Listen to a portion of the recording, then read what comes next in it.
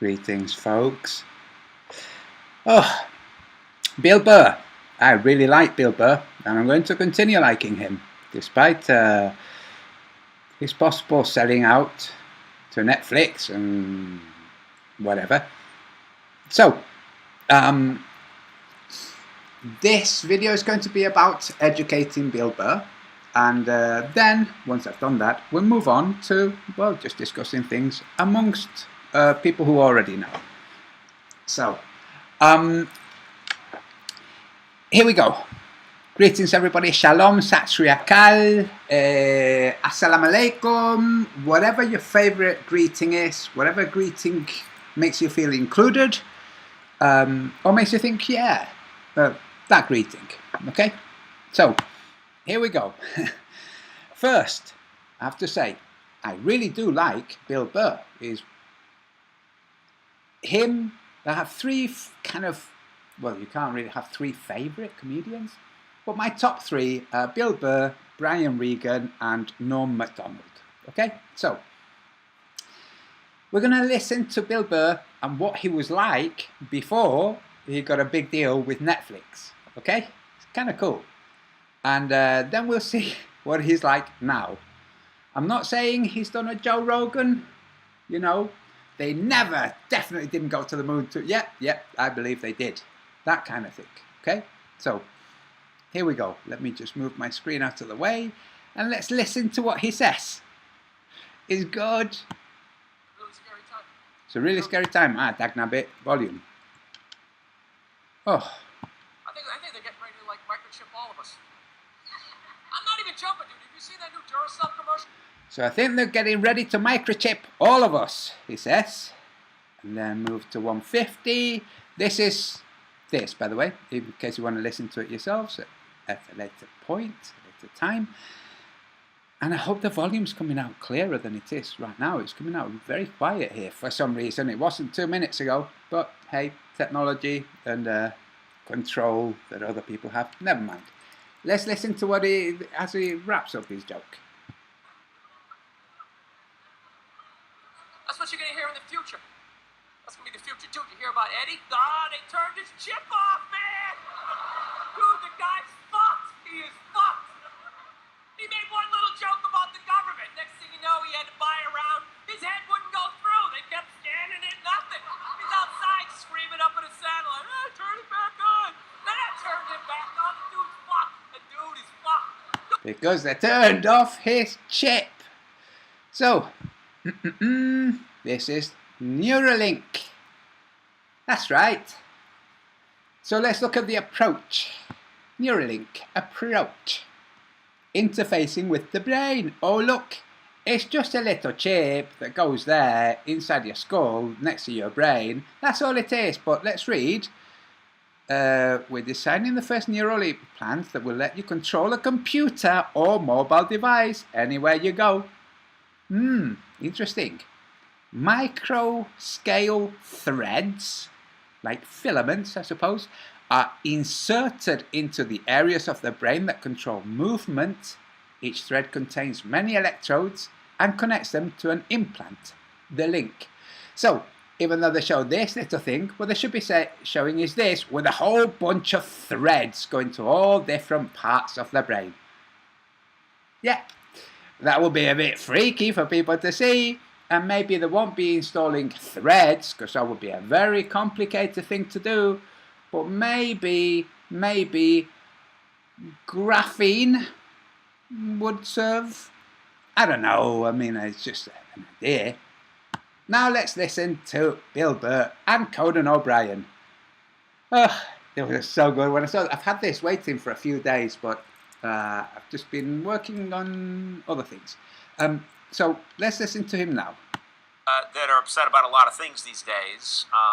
You know, people are arguing about whether they should get vaccinated or not. Have you gotten vaccinated? Yeah. Yeah. I'm up for it too. I'm like, you know, if they're trying to kill me, which doesn't, that conspiracy, I love a conspiracy, doesn't make any sense. You don't think the anti-vax conspiracy lines up? That they're secretly trying to kill all of us for population control? No, because what they would do they would be killing all what they call the sheeple. So, Bill Burr, who has made in several of his stand-up, he's actually made jokes about population reduction. You know, he's all for it, like in a jokey way, but he's all for it. And he's saying he doesn't believe in this population control thing through vaccinations or jabs or whatever. No, because like if that was the case, then the elites would be, well, they'd be killing off the yes men, the sheeple. Surely they don't want to kill off their sheeple. Surely they'd want to kill off the people who don't go along with trends and with propaganda. Surely they'd want to kill those people instead, right? You might think. If, Billy boy, the elites thought how you think. Okay? So, you think. My thoughts are this. If there was some population control thing going on, surely it wouldn't be through vaccinations of the people who go along with the propaganda, because that would be defeating the point. But this is where I'm going to educate you. You don't know what the point is. You're not elite. You don't know what the elite might or might not want. Would the elites want a lot of not very inventive people who just go along with the crowd? Or might they want fewer of those people, fewer of the people that are easily manipulated, fewer of, not eliminate them altogether, just fewer, a lot fewer. You see, the mistake you've made here, boy, I'm going to call you Billy boy, is that you think that the elites think how you think. What are the chances that, say, groups of people who never go to supermarkets or to cinemas or to comedy clubs, the people who never go to supermarkets, cinema, comedy clubs, think how you think? You have no idea what things they do for entertainment. You know what you do for entertainment. If you assume that the elites do the same thing, that they have the same proclivities as you have, you're sorely mistaken. But let's continue. So all the people will be like, all the people that go, what are we supposed to do? Okay, they're going to kill us. Right. And then just be left with all the Fonzies with their leather jackets. Yes. You see, they're not going to just be left with the people who didn't have vaccines. They can't kill everybody with vaccines. That would be like very obvious. They could kill a lot of them. They could kill a lot of the sheeple with vaccines. Not all of them. They'd need some to dig their trenches for them, or their, pits and things that need digging. They need sheeple to do those diggings, don't they? So they're going to kill everyone. who are too cool to listen to people. Like they got a nightmare. Who's gonna dig their ditches for them? There you go. Who's going to dig their ditches for them? Well, the few sheeple that's left. They're not going to kill all of them. And you have no idea how many people are being injected with saline and how many people are being injected with, well, more dodgy compounds. So Yes! It just doesn't make. I mean, if you want to say that they're going to come up with something to thin the herd, I will go with that. But they would. There you go. Yes, you're with me there, brother.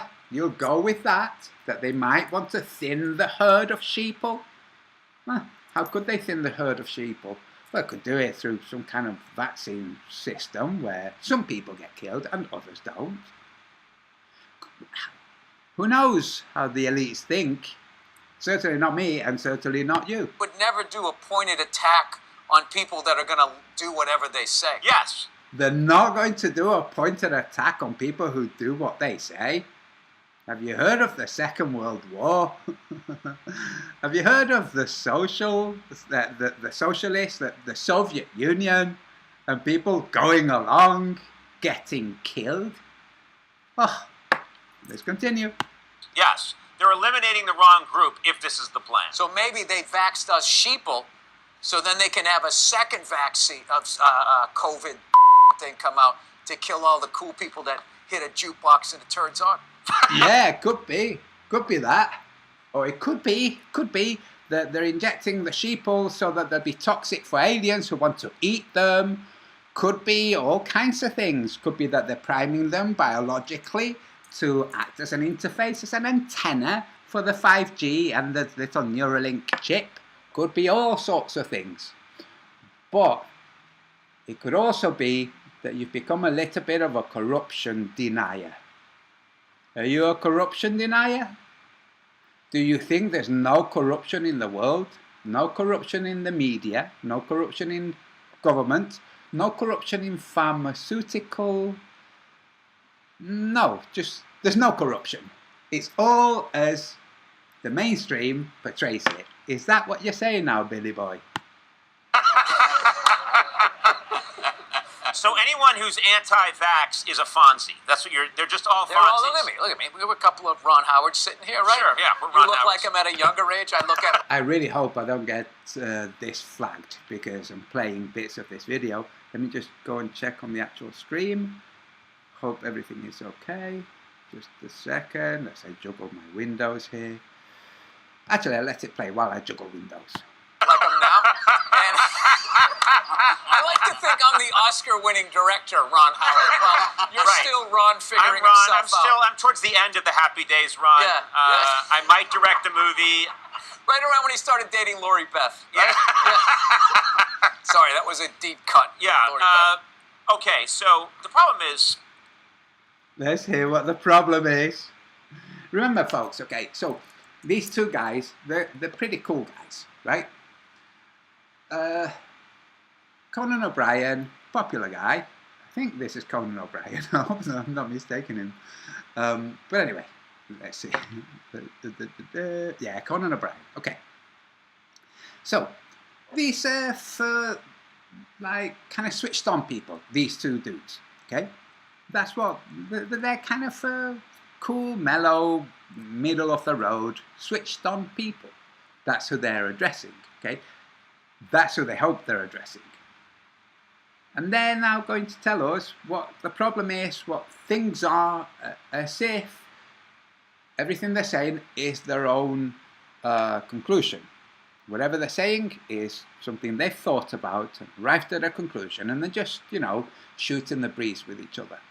Not that there's a mandate to get Bill Burr to say these things, because previously he said a whole bunch of stuff that turned out to be true. Like that they're planning to chip everyone. So let's continue. In our culture now, if you have a weird belief, you can find a source that caters to that belief, and you don't have to read anything else because of the internet. It's called the internet. Yeah, that's why I don't listen to anybody's theories anymore unless I just go, did you get this information at the library? Yeah. So forget what anybody says or forget the internet. Yeah. Bill Burr is more likely, he's not saying he would listen absolutely for sure if somebody showed him something that was in a library, but he's saying if it comes from the internet, not interested. If it comes from a library, might be a different story.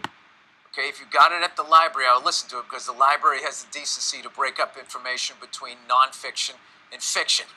Okay, so things being in libraries is more likely to listen to or pay attention to.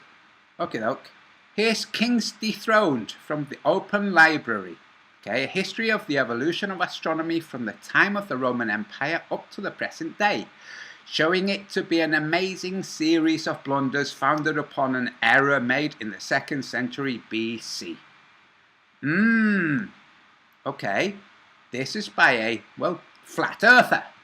But when was this? 1922. Okay. Let's go to this, Synthetic Astronomy.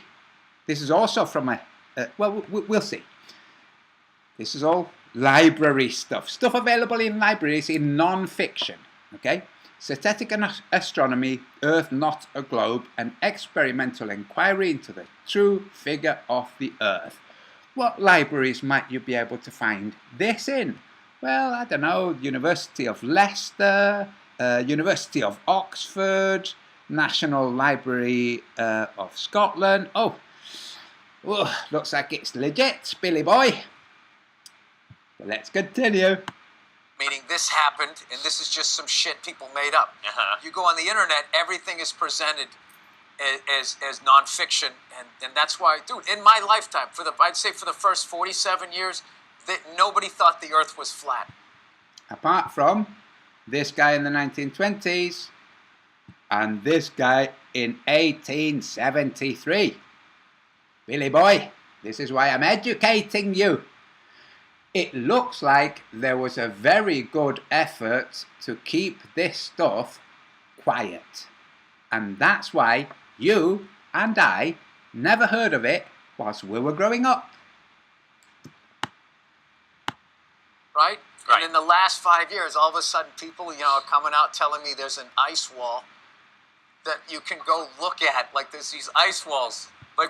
So, now what Bill is doing is he's listened to the simplest straw man, and now he's going to, kind of demolish that straw man. The ice walls, the Earth is in a pond inside ice walls, and these ice walls lead to a dome, and that's it. There's nothing outside of the dome, just nothing. We're basically in this giant bowl of, I don't know, cereal or something. Yeah. But then once again, I'm like, all right, I'll go with that. But what is the upside to telling me, a sheeple, Ron Howard, right, that the world is flat, as round, when it's really flat? Yeah. What is the upside? Let me check my notes. What is the upside? Billy boy, the upside to telling you that is thought control. You know how when you're doing comedy, you'll generate a series of scenarios with details to control the thoughts of your audience so that you can lead them in a special direction and then completely subvert their expectations, and that's the funny punchline. You do that by controlling their thoughts. You don't just say random words and hope that it all works, do you?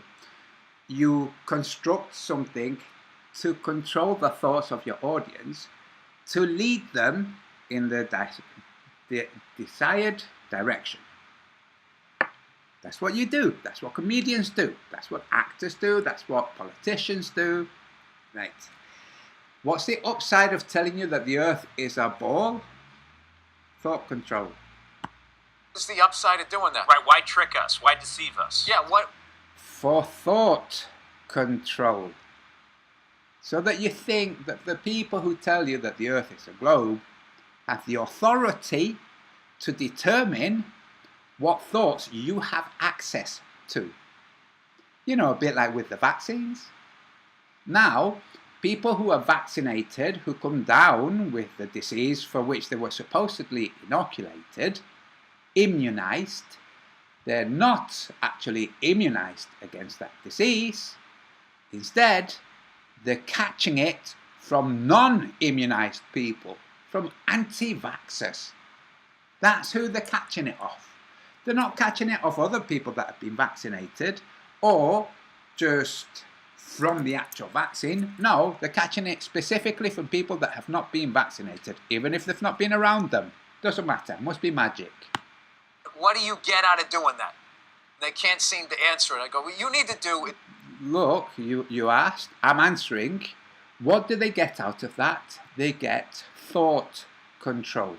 They take control of your thoughts, of the realm of thoughts that you have available to you. You see, when you think Star Wars, Star Trek, all the galaxy films and distance and cosmos and all of those things, you don't have access to the thought that the earth might be on a flat and level plane and be just one of an infinite number of ponds or worlds, do you? No. How could it be if it's a ball? Is get a pilot's license and go for your instrument rating. And then when you... Wait, this is good. What you need to do is get a pilot's license and go for your instrument rating. And then when you see VOR signals and realize one of the things that blocks it is the curvature of the earth, you'll stop trying to rent a boat to go look at the iceberg. Very funny. VOR signals. What are VOR signals? Oh, they're very high frequency omnidirectional beams. What does that mean, Billy boy? Very high frequency. It means they have a very limited distance. If they were very low frequency, they'd have a much longer distance, like submarines. But this is very high frequency. Okay? So the higher the frequency, the more attenuation of the beam. Okay? Now, you might want to look at Project Knickerbein of the Nazis and Project Aspirin of the British, and see whether your idea of VOR fits with the curvature of the earth. Okay?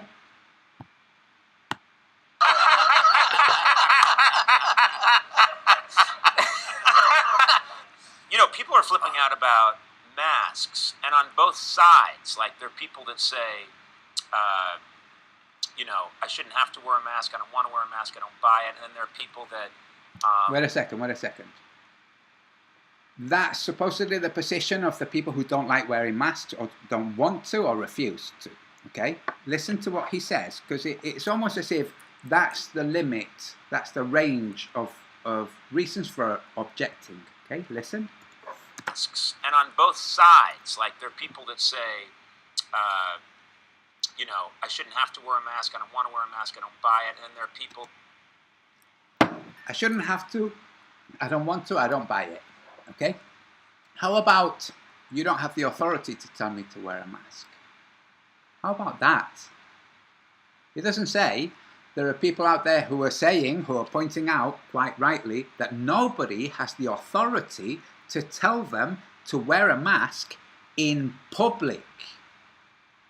If you're in some secret group or some if you've joined some kind of society where there's a rule that you wear a mask and you've agreed to that and you've signed some kind of contract, then you're going to stick to it. Good for you.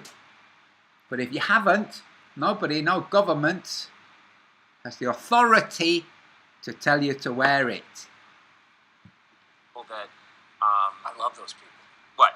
Yeah, You like? Listen, this is great. And he is joking half the time, okay? Remember, he is a comedian. He says he loves those people who don't like wearing masks. The people that flip out? Yeah, don't wear it.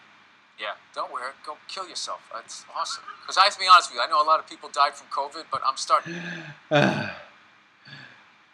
Go kill yourselves. If you don't want to wear a mask, just kill yourselves, okay? Because a lot of people died. Listen. Don't wear it. Go kill yourself. That's awesome. Because I have to be honest with you, I know a lot of people died from COVID, but Did the people who died from COVID wear masks? Oh, that kind of shits on your premise. Yes, they wore masks and they died of COVID. Oh dear. Now, how many people died of the vaccination who also wore masks? Do you know those figures, Billy boy? but I'm starting to see the traffic come back, and I selfishly thought I wish it killed a few more. That's all right. Maybe the vaccine will do that for you, Billy. Maybe the vaccine will clear the highways for you. I'm being honest. God! It's an honest, selfish thought God! that I had. So just specific commuters. We've got to be clear here. No, Specific. people that I don't know or love, that I would never miss. It's 100% selfish. Okay. You just want You know what's funny is when I looked out there, all the real people were like this, and all the cardboard people were still. All right, that's it. That's the end of it, because the rest is just to do with the background of the. They've got some audience and some cardboard cutouts. Now let's look at what I have here. Oh, this is the Mirror. Must be true. Anti-vax nurse injected 8,600 patients with useless saline instead of COVID jab.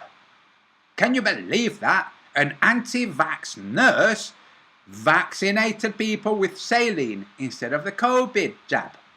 And it tells you here all kinds of stuff apart from what hospital, what facility, what name of the nurse. In fact, it looks like it's just a straightforward story saying, so some people might need another jab or another 2 jab who thought that they'd had a jab. So if you think that you had 2 jabs, the government might say to you, turns out we had one of these anti-vax vaccinators, and they vaccinated you with saline. You need to come down and have 2 more. Yes, true story, folks. Now, that's it as far as educating Bill Burr. That's as much as I have to say. Now, Billy boy, if you're watching this, you're welcome to join me here or wherever on your podcast, and you don't have to promote me. I don't care about all that kind of stuff. And we can discuss this further if you want, if you have the cojones, you know. And you can ridicule me as much as you want. That's all right. But just, it's an offer, you know. If you'd like to discuss it further, if you would like to get more details and then debunk those details or put effort into debunking those further details, you're more than welcome. Okay? My email address would be in the chat, or I'll put it in the description or top comment. I'll list it as a comment here, and you can give me a shout, and yeah, we'll see what's what. Now, let's see, what's this? Oh, the distance to the Van Allen radiation belt. Okay, just give me a second. I'll juggle windows a bit more. Here we are. Here we have the Earth, 25,000 miles in diameter. It's 400 miles up. It's the lowest point of the Van Allen radiation belt. Can you see the red line? Okay. 6,000 miles up, approximately, is the more distant radiation. Okay? So, all of this is inhospitable to humans. Okay, we might as well remove all of this because nobody's been there and nobody's going there. Nobody has gone beyond this, which is 400 miles. Now, you might say, no, the ISS is 400 miles. Is it really? Let's look at what these people say. Just give me a second.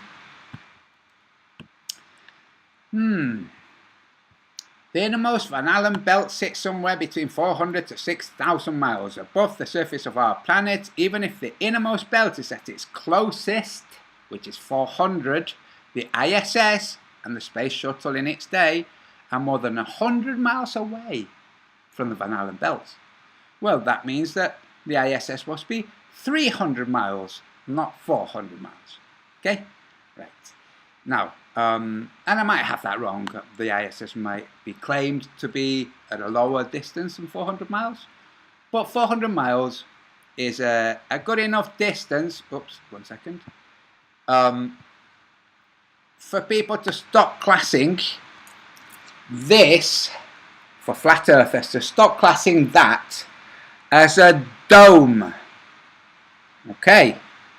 Whoever tells you we're under a dome, ask them to show you what it might look like. Because if they show you anything more acute than this, they're lying. And then you might want to ask yourself, why are they lying? Do they not know? Have they not thought about it? Or have they not actually looked at the details? And they're just repeating something they heard from some of the flat earth shills and quislings. Okay? You're seeing here, okay, 400 miles. This is 25 miles across. 25,000 miles across. That's approximately 400 miles. Do you see? Okay.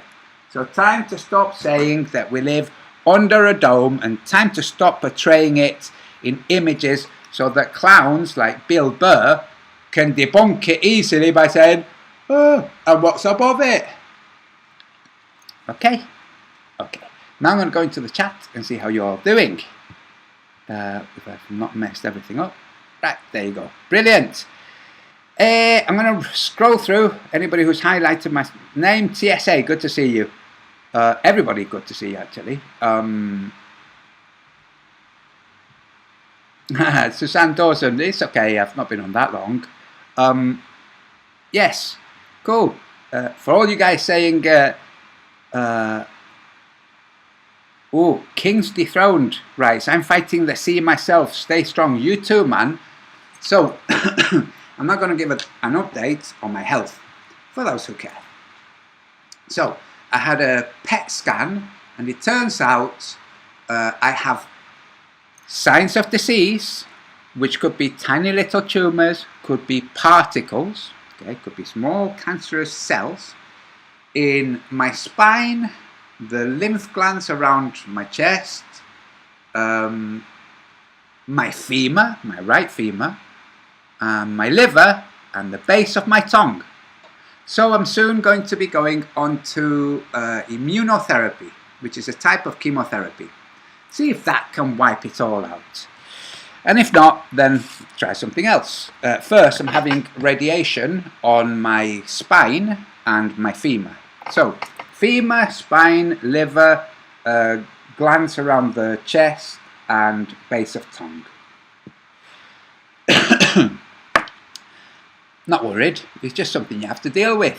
Once you have a diagnosis like that, best thing to do is deal with it. Because let's face it, if all you do is get miserable about it, then you're guaranteeing that you're going to spend all of your time with a really miserable person, yourself. So don't be miserable about it. King's Dethroned, I hope you do well. I'm taking lots and lots and lots of vitamin C. In fact, not product placement, but just give me a second. Because I'm not sponsored. I'd love to be, but I'm not. This is what I take. Lots and lots. I'm talking like 50, 60 grams a day. Now, people might say, what are you doing giving people advice? I'm not giving people advice. I'm just telling people what I'm taking. I can tell people what I take. It's a free world. You don't control me. So, yeah, so that's the situation, okay? First, radiotherapy, I think it's to my spine and femur. Nothing wrong with my femur. My spine's been a real nightmare. I thought it was just an injury, and I do have an injury, so that might have exacerbated it. But anyway, radiation to spine and femur, 4 sessions only, then that's nipped in the bud, and then try to mop up with immunotherapy. So that's the bad news, which is not that bad really, could be worse. The good news is the books are about to arrive, okay? And as soon as they've arrived, I'll be showing you what I said last time, which is what went wrong with the first printing and what is right now, well, when they arrive in the next couple of days. And then that's it. I will put them on eBay. There's only 50. It's a special edition of 50 because I can't afford more. I will sell those on eBay. With the proceeds from that, I will get more printed and they will sell at a non-auction price because the ones on eBay will be on auction.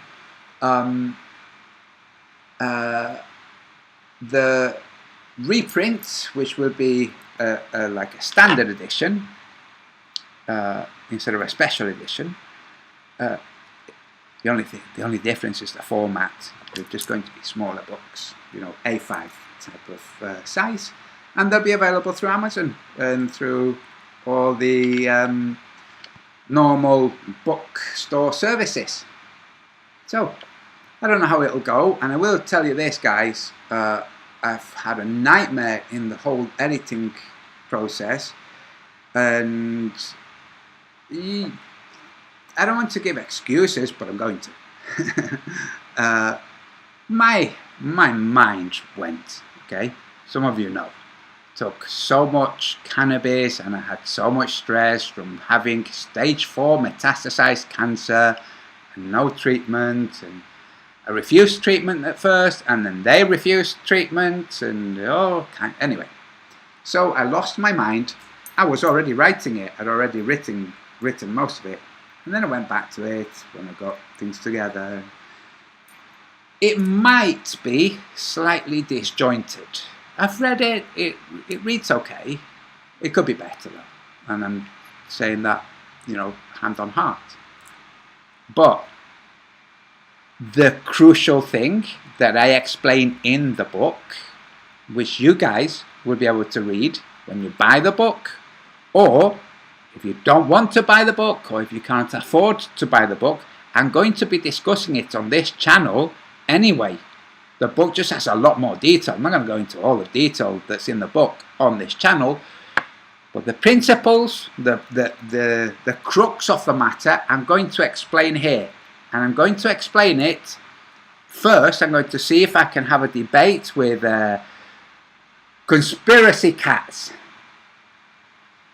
That's what I'm going to do. I'm going to see if conspiracy cats, who offers out flat earthers for debate, to see whether he'll debate me. I don't care if it's on his channel.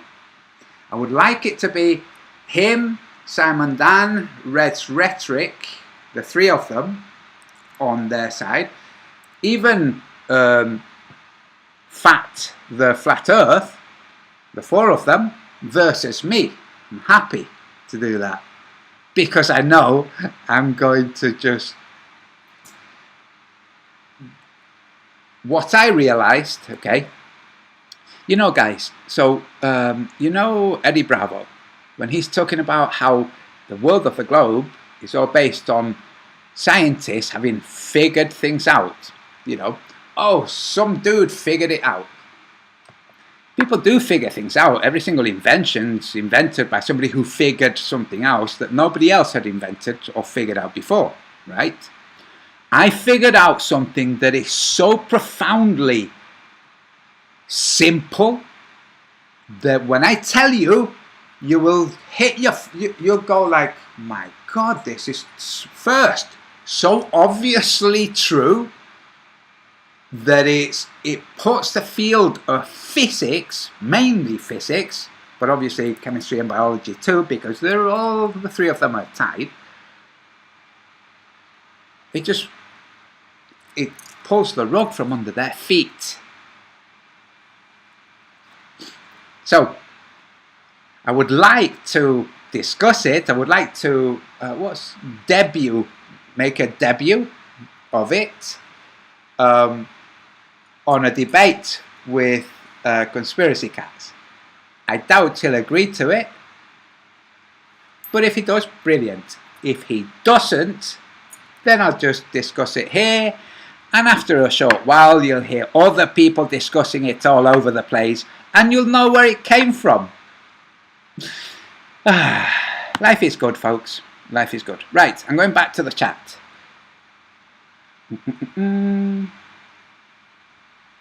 Dave Hinkle. When people ask me about domes, I stop at claiming there has to be some form of containment to have gas pressure and make no claims of substance above. Agree or disagree? I don't know. I don't know if I agree or disagree. Like, genuinely. I don't know that you have to have a form of containment for the pressure, because it is true that there is less pressure higher up. So it could be a case that it isn't a containment, a barrier of some type to serve as containment. It could be that the electromagnetic exertion on matter, on the gases and the plasmas, diminishes the higher we go from Earth. It could be that, which is very similar to what the Groblings believe in anyway. But yeah, good. Thanks for your question, for your comment.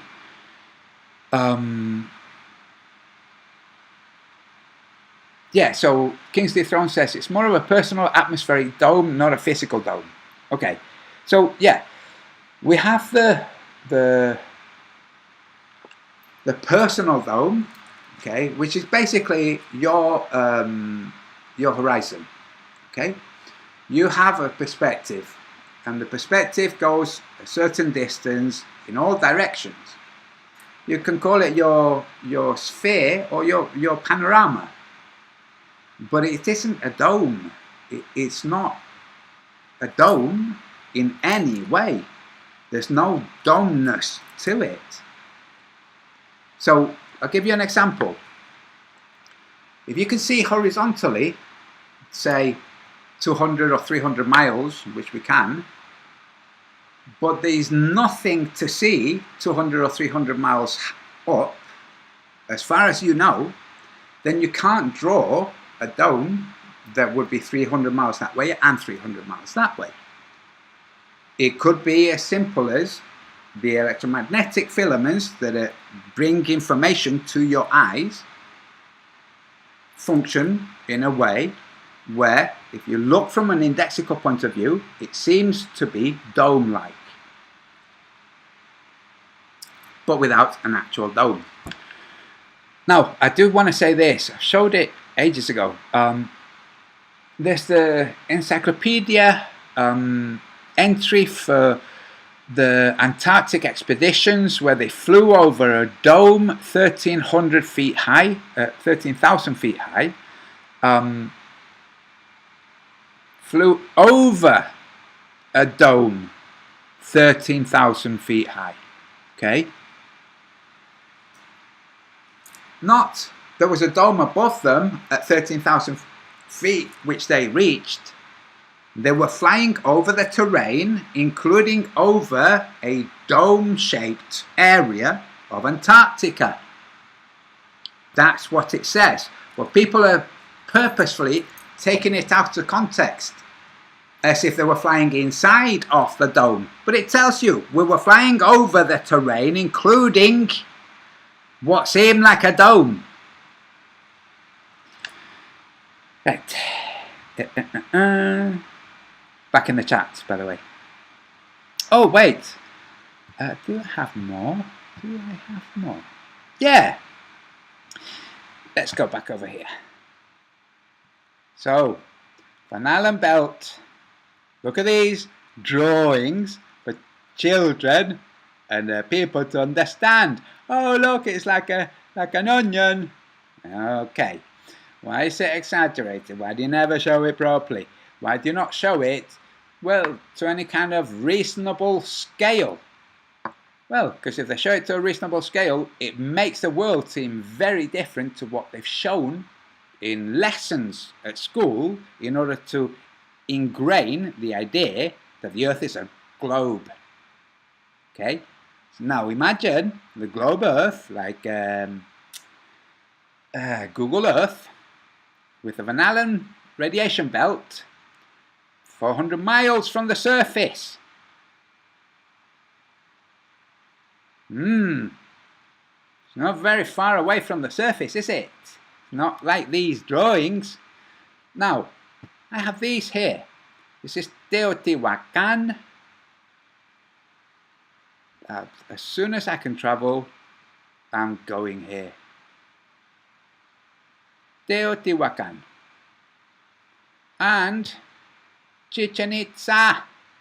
Why am I showing these? These are just two of the many Mexican ancient civilization sites that, because they were found so late into the construction of the world's history, and they don't fit with the illusion of the world's history, they were given a very recent origin. Oh yeah, 500 years ago, 600 years ago. Like, what? Wait, really? Yeah, maybe 1,000 years ago. Wait, really? How long ago were these things built? We don't know. We have no idea. That's the real answer from the academics. Okay? But the reason I show this is that, you see this, Teotihuacan. Let's get a nice, oh, here you are. Let's see if I can, there. Okay, the Avenue of the Dead, supposedly, and the Pyramid of the Sun, and the Pyramid of the Moon, and all this. Great. These people had no contact with the Greeks. Why am I saying this? Well, because it was supposedly the Greeks who developed the theory that the Earth was a ball. And these people were not in contact with the Greeks. So the chances of these people having arrived at the conclusion that the Greeks arrived at, considering that the Greeks could not build these kinds of structures, it's pretty small. It's a very small chance of the engineers who built these structures believing that the Earth was a globe. Apart from anything else, there is no iconography that shows the Earth being any kind of globe in any of the murals in the South American pyramids. None. Why would that be? Because they didn't think it was a globe. We do have the Nazca lines, however, which very clearly show how things can be projected onto a large flat plane by people who know what they're doing, like the people who built the Nazca lines, you know. Anyway, there you go. Just thought I would show you that too, because I think it's a good point. The fact that the South Americans, Central Americans had no contact with the Greeks, were way more advanced in terms of agriculture and building. No sign of them ever having believed the Earth to be a globe. Now, of course, the kind of person who doesn't like hearing something that they weren't expecting to hear is going to say, yeah, well, the Aztecs sacrificed people, so why should we listen to anything that they have to say?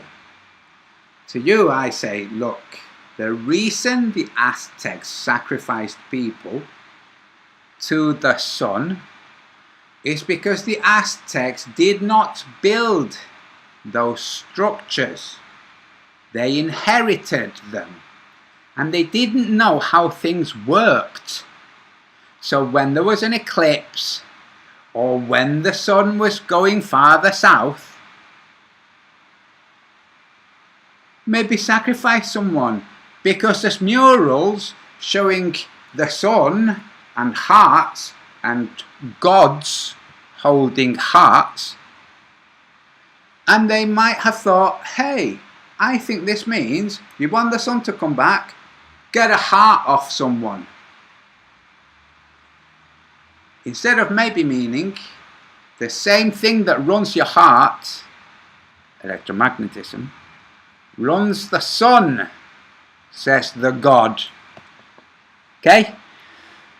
You have to learn how to interpret things your own way.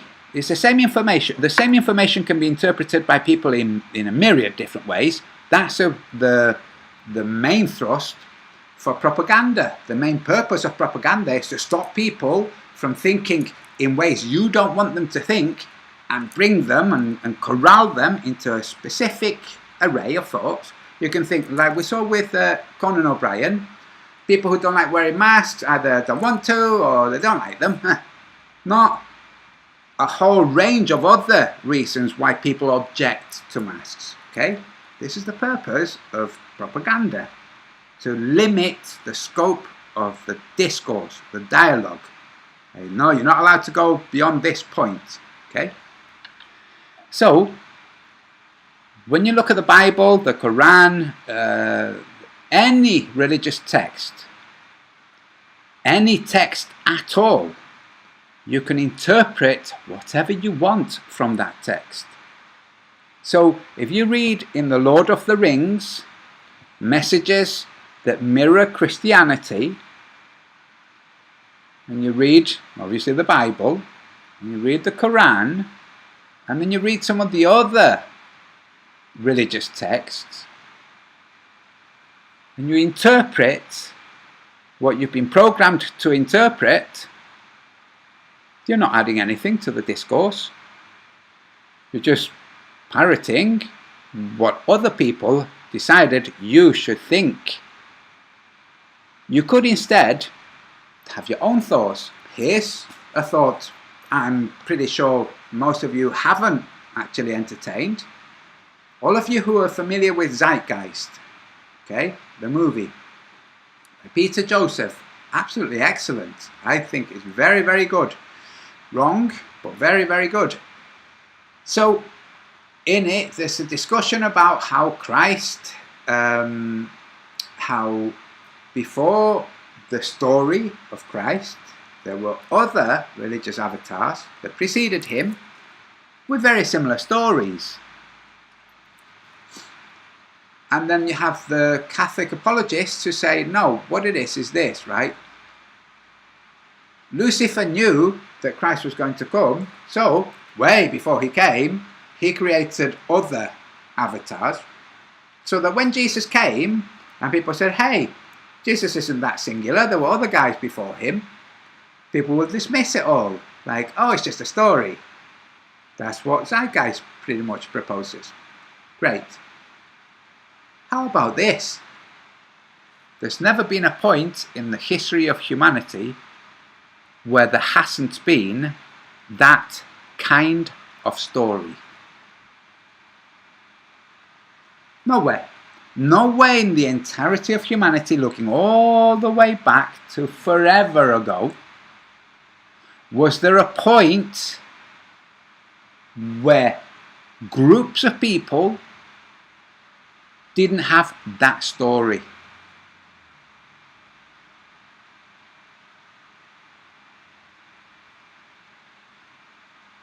If any of you can find evidence of there being any kind of civilized group that did not have that kind of story in their history, I'd be happy to hear it, because even the South and Central Americans have similar stories.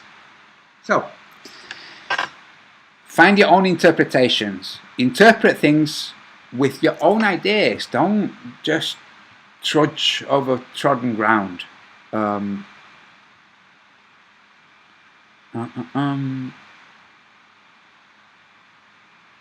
showing your thing. Kingsley Throne, your comment was being hidden because of the language, but I've shown it. It's not that bad. It says chemo was definitely not what I wanted, but it's mostly preventative. Yeah. Now, what was I going to say? Thanks, Dave Hinkle. What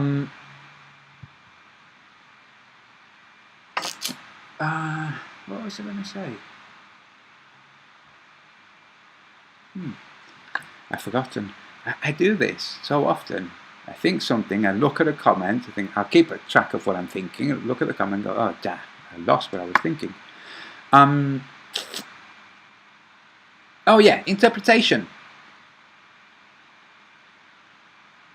Don't let try not to let your history, so all of the things that have molded your worldview, continue to mold your worldview.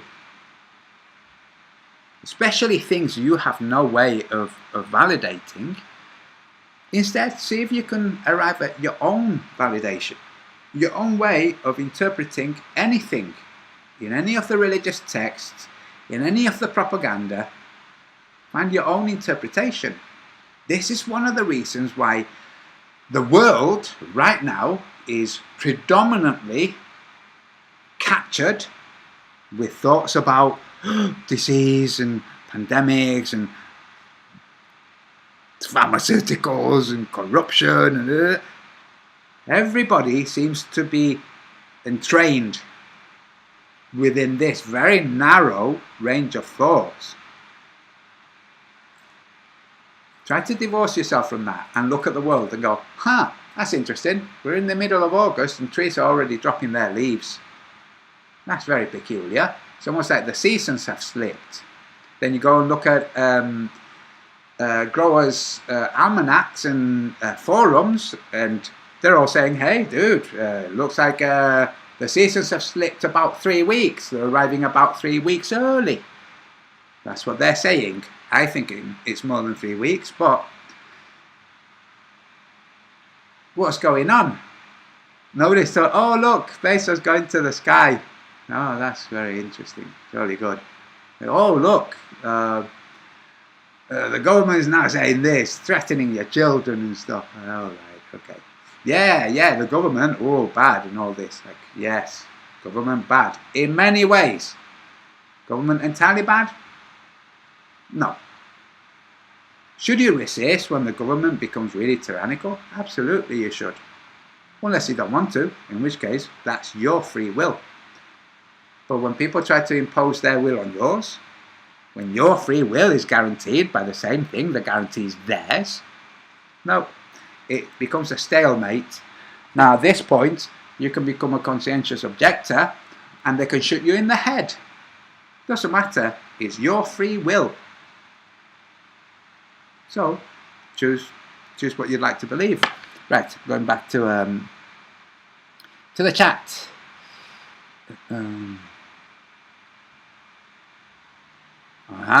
Geocentricus writes, rethinking your own worldview is pretty exhausting. Yes, it is. It's easier to believe what someone tells you.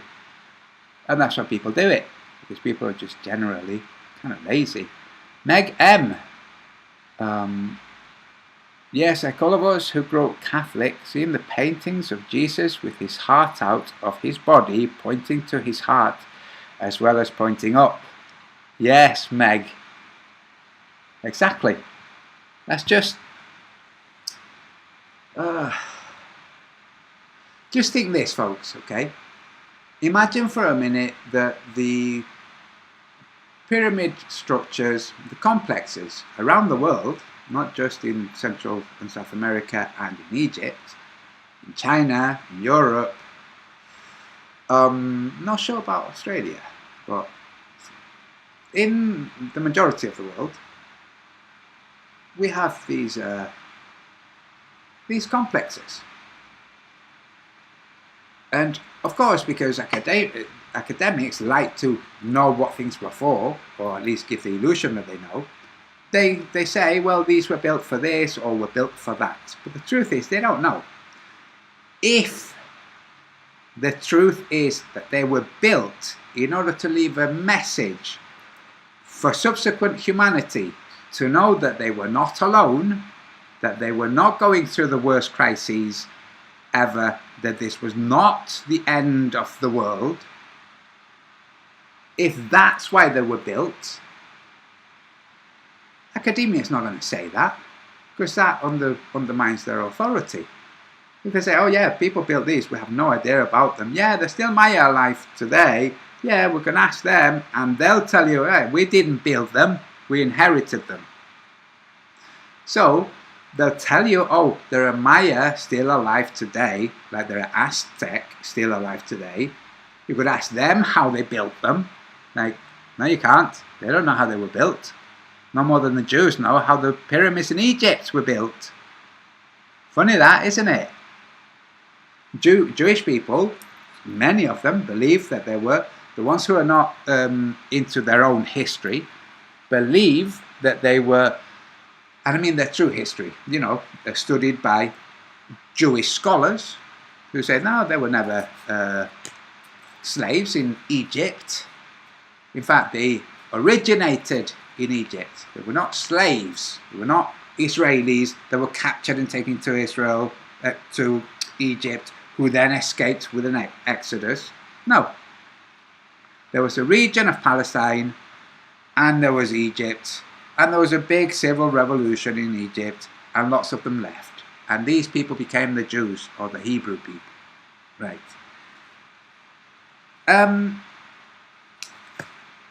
These complexes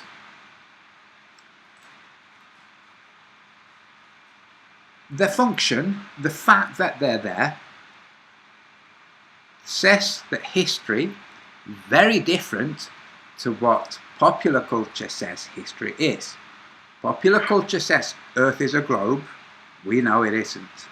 Popular culture says history is basically us, Romans, Iron Age, cavemen, and monkeys, and fish. Evolution. Pretty much. No, it isn't. We have signs on Earth that there are external humanoid people who have been here, built things here, and buggered off, leaving the things here so that they could not be destroyed with earthquakes. The things are still here.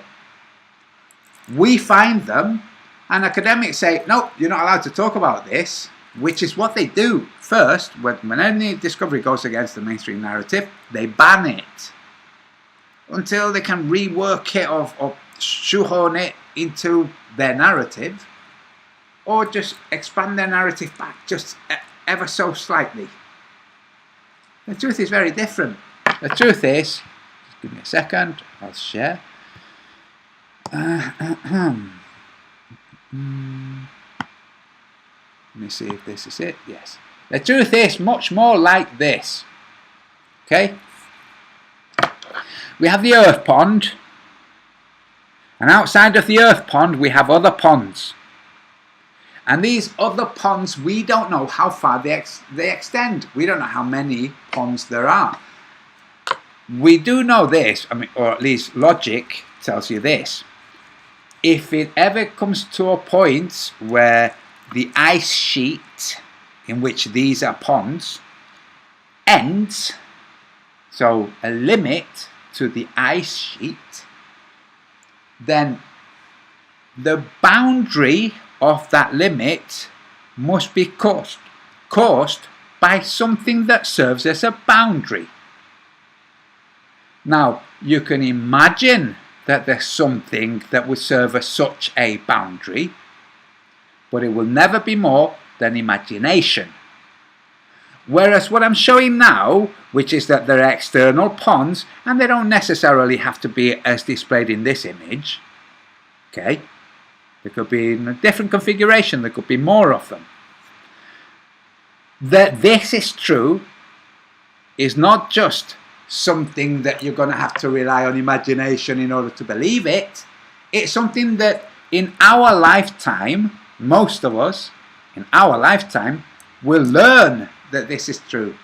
When, by 2064, the sun has disappeared and our pond expands to encapsulate the majority of one of the adjacent ponds. I believe it would be the pond to the top left here. The one in the South Pacific. South of the South Pacific, which is where Admiral Burr said 200 miles beyond the South Pole from Little America, there's a continent the size of the United States. You see there? And not only that, the documentary they made of that very same expedition, which won an Oscar, I think it was in 1958, could be mistaken, but it was in the 1950s, won an Oscar for this documentary, shows when the plane arrives at the water, where there's no more ice, there's now water and vegetation and trees and yeah, okay. So I think this is the pond. Well, no, I don't think this was the pond on the top left in your image. Okay. I think that's the pond that our sun. So our pond has an electromagnetic phenomenon that brings us what we refer to as the sun. The adjacent pond to the top left also has its own electromagnetic phenomenon with its own thing that they will refer to as their sun. When the two combine, like magnets combining magnetism, it will generate a larger circle and a larger pond that will encapsulate at least some of our continents and some of the other ponds' continents. Just like our pond used to not include Australia in the time of the Ice Ages. Yes, you're hearing correctly. Our pond did not include Australia in the time of the Ice Ages. Australia was outside our pond, so was New Zealand. Later, it became incorporated. So, I think the magnetic anomaly in the Atlantic is pushing the magnetic field over towards Australia. This is seen with the roaming north magnetic pole. It's moving towards Siberia much faster than before. And this, I think, will cause it to slip either under or above the magnetic field of the adjacent pond to the top left. I could be mistaken. It could instead invert. The magnetic field could invert and join the pond south of the Atlantic, which in this image is closer. Okay, so we have the pond to the top left, which is farther away than the pond to the bottom south here. One or the other. It could even be a cascade or a cascade of joining the three external ponds to ours, melting all of the ice between those ponds, exposing the continents that lay buried under that ice. That would make our world much, much larger. Whether this happens one era at a time, as in first we join one pond and then that stabilizes, then we join another pond after a prolonged period, and then we join a third after another prolonged period, who knows? It could be that. It could also be we join one pond, the sun becomes a much bigger system which quickly joins the other two ponds, and then we have a world which is much larger with beings that will eventually grow to be much larger beings, just like we modern humans are much larger beings than ancient humans. It's the same process continuing. Right folks, that's it. I'm kind of fed up now, so I'm gonna go. Also, my back is playing up. I hope you enjoyed that, and show this to your Globling friends if you want. Up to you. Wait, will I? Yes, here I am. Yeah. So, yeah. For those who are interested, let me show this. I have a map here. Just give me a second.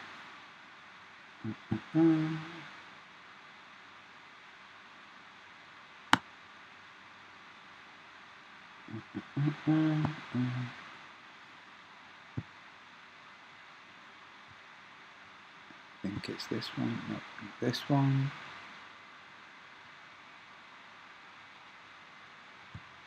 No.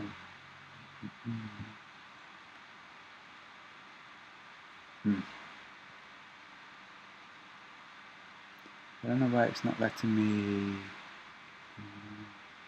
Oh, maybe it is. Okay, let me show it this way instead.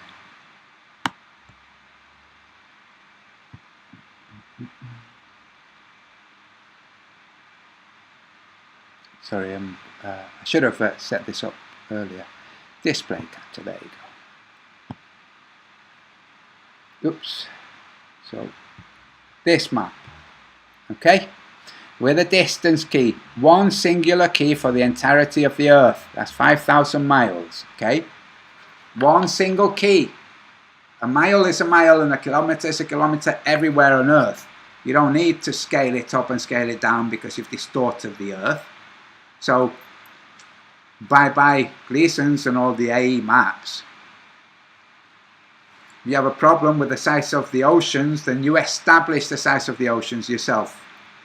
And see if you can figure it out. Because I figured it out.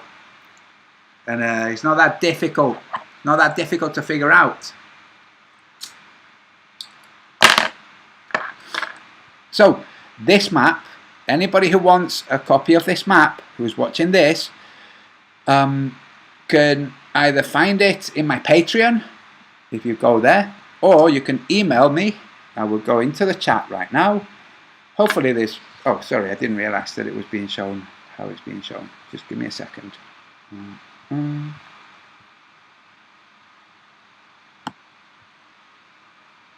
is it? Sorry folks.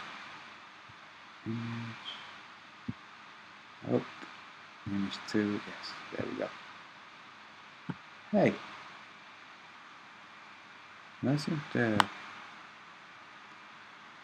what's going on? Sorry folks, for some reason it's not displaying. There's one image. Let's see it. Okay.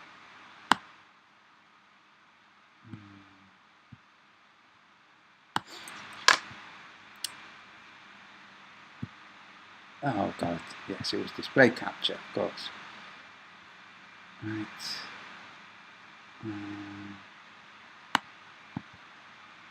Make this large. And here's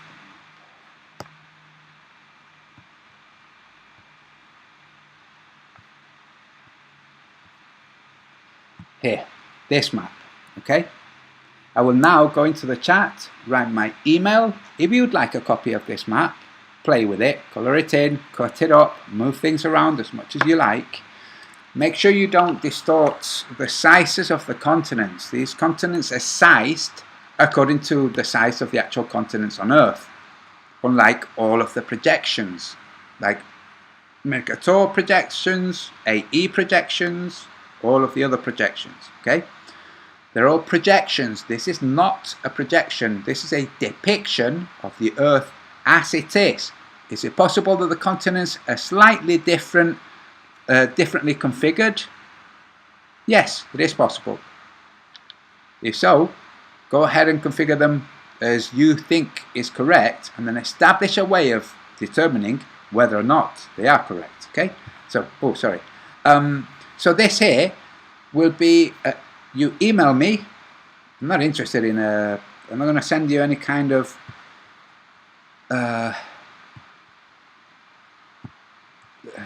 sorry.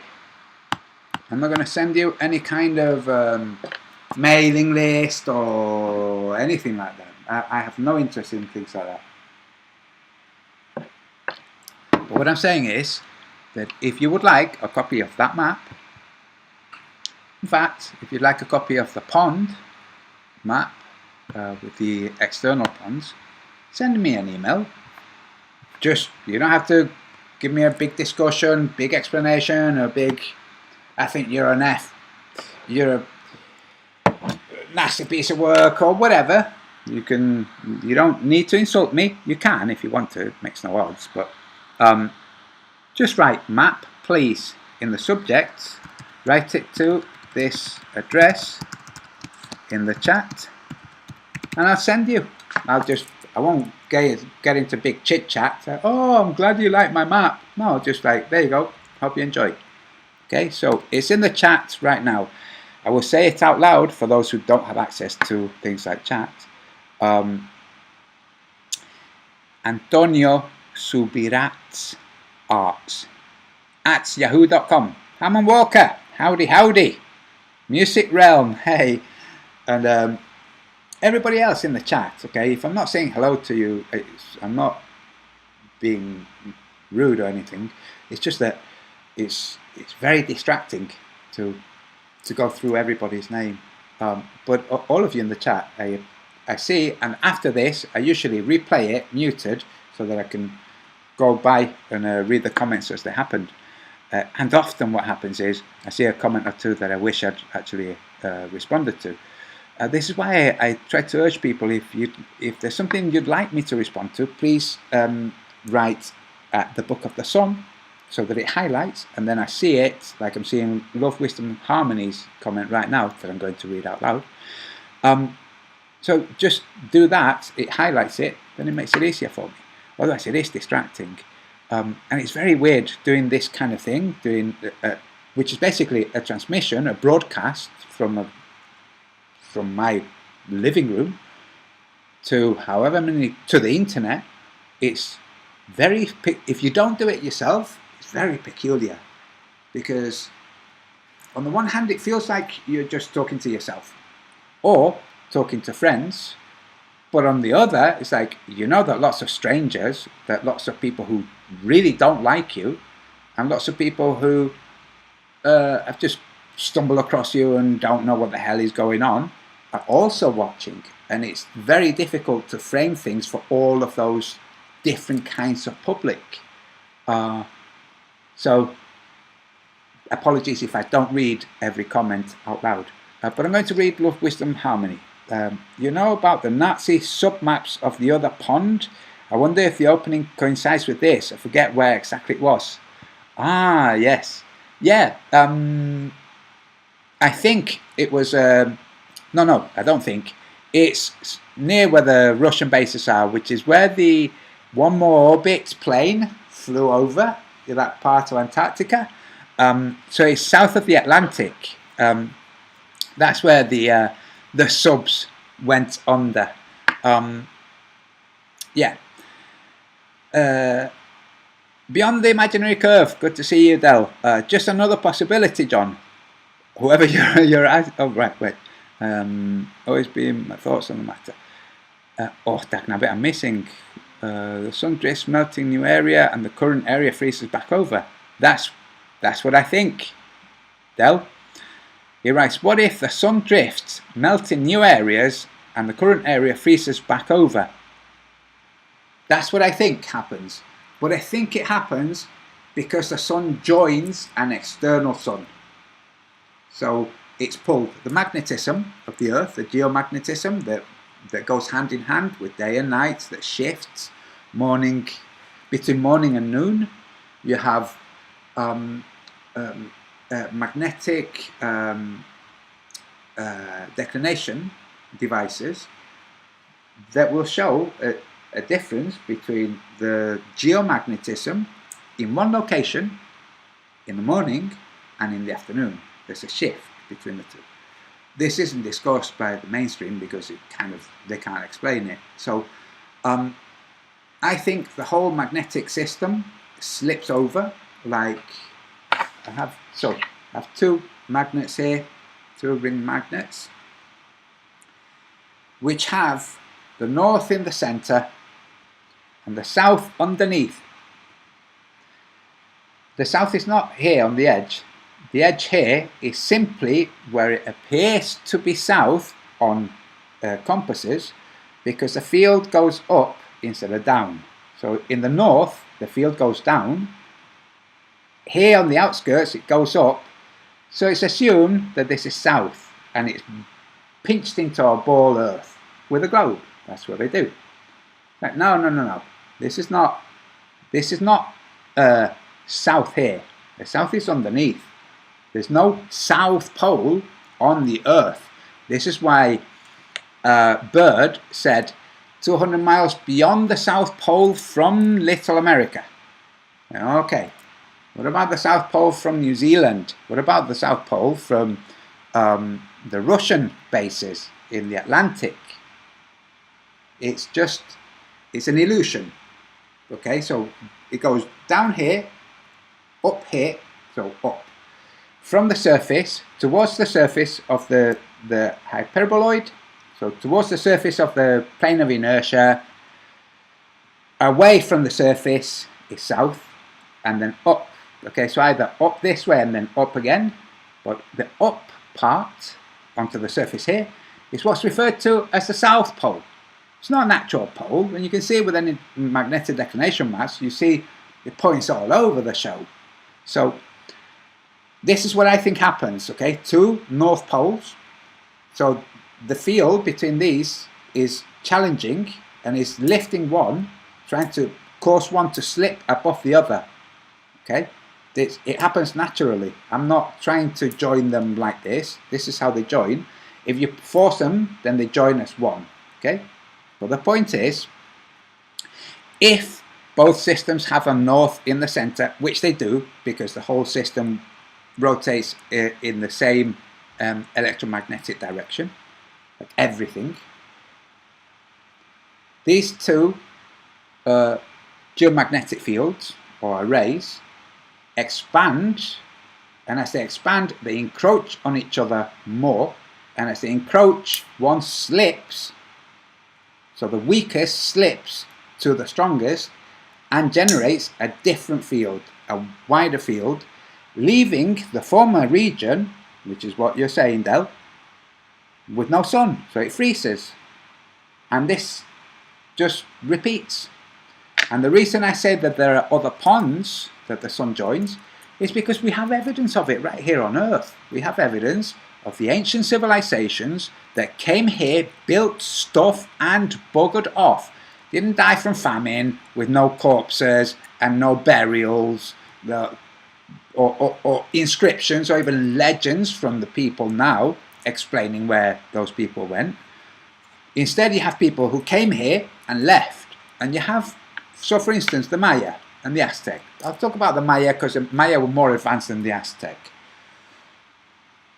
The Mayan people right now explain that the cities, the Mayan complexes, and the Aztec complexes were built by ancestors that were Caucasian, bigger, came here from the sea, from the west, built them, and buggered off back to the west, saying that they would come back.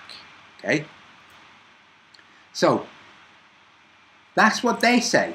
They don't say they built them. They don't say their ancestors built them and then there was some great famine and they all died, but some survived and they remember that their ancestors went through a famine and they all died.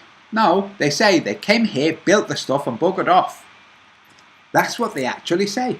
So you never hear these guys. You never hear about them. But if you pay attention and you spend long enough looking at real shaman and real Mayan elders, which are both men and women, they explain it. They say, we didn't build these things. We found these things. Or even, we didn't build these things, we inherited these things. Who did they inherit them from? From people from a different pond. Where did those people go? Back to as close to their old pond as they could find. Their pond would have changed too. As our pond changes, the ponds around, to a degree, changed too. So, whether the ponds... Now, one thing that has me curious is whether the configuration of the ponds is, as I imagine it, an infinite plane. Ponds all over the place, of different sizes. Are the ponds kind of in a system that's kind of geometrically sensible, like hexagonal honeycomb shaped ponds? Or are they more chaotically spread, like the stars appear to be? Don't know. But they're external ponds that people came from and went back to. That's undeniable, because it's not just the Mayans, it's also the people from Angkor Wat. You have the murals of Angkor Wat with thousands of people arriving, carrying their king or their leader in what looks like an actual house, not just a chair. Looks like a freaking house with a dude sat on top, being carried by hundreds of warriors, all of them with a club, arriving, building Angkor Wat. This is in the not frescoes, actual murals, okay, carved murals, reliefs. Arriving, building the stuff, engaging in lots of fighting, because they enjoyed fighting with each other, including men fighting against women with weapons, like a sport. And then boom, gone, no longer there. And people say, oh no, that's the ancestors of like the Thai and the, those people. It's like, no, they're not. The Thai and those people have their history of where they came from. They came from China as soon as the pond, as soon as the wall on the end of China, as soon as the ice around China melted and gave access to other lands, they buggered off to the other lands. That's the history of the Thai people. The Thai people were Chinese. They know. Our ancestors come from China.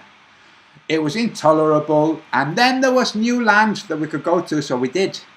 And we had to fight the Chinese who didn't want us to leave, but we left anyway. So, going back to Bill Burr, when they say why, what's the upside? What's the upside to lying?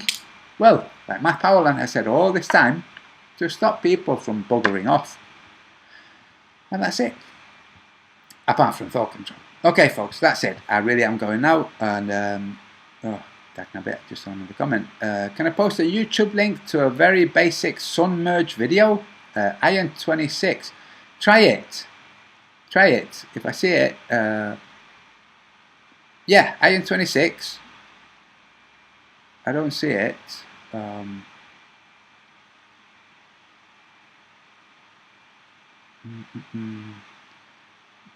Put it as a comment, and I will. I'll tell you what. I'll give you a wrench.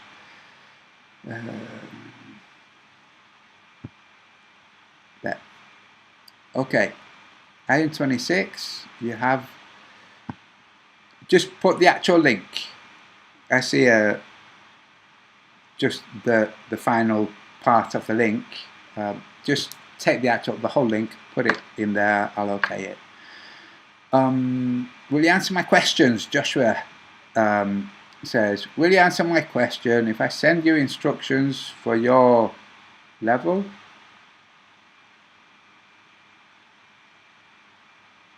I don't understand the question. Will you answer my question if I send you instructions for your level? Send me instructions if you like, but I don't understand what you're actually saying.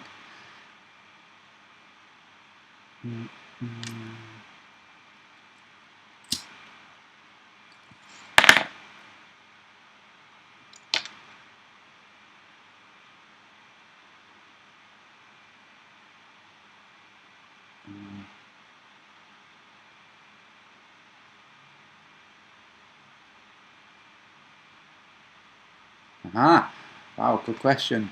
Beyond the imaginary curve rise, in that scenario, have you given thought to the first area being uncovered? In the evolution narrative, they refer to the Cambrian explosion. Is this where they landed?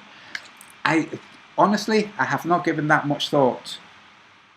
Now, obviously, I will. In fact, I'll probably not be able to give it thought. But I don't want to give everything away that I've just written in the book, but my thoughts are these.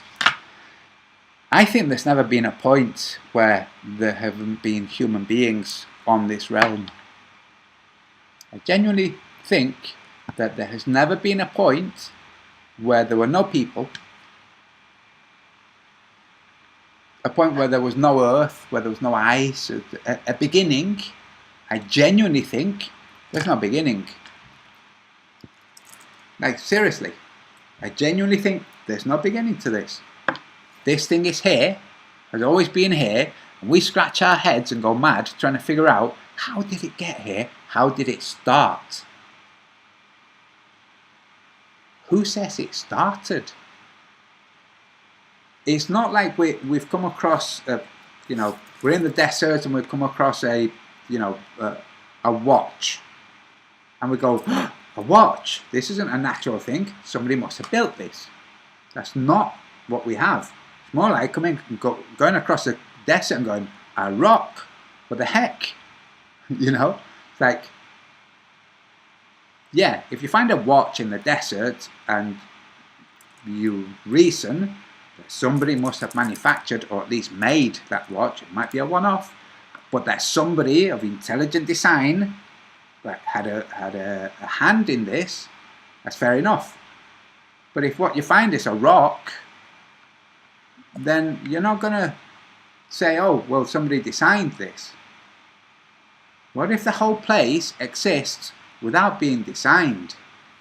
What if the whole place exists how it must, without an actual designer, but with an overseer or with a supremeness of some kind?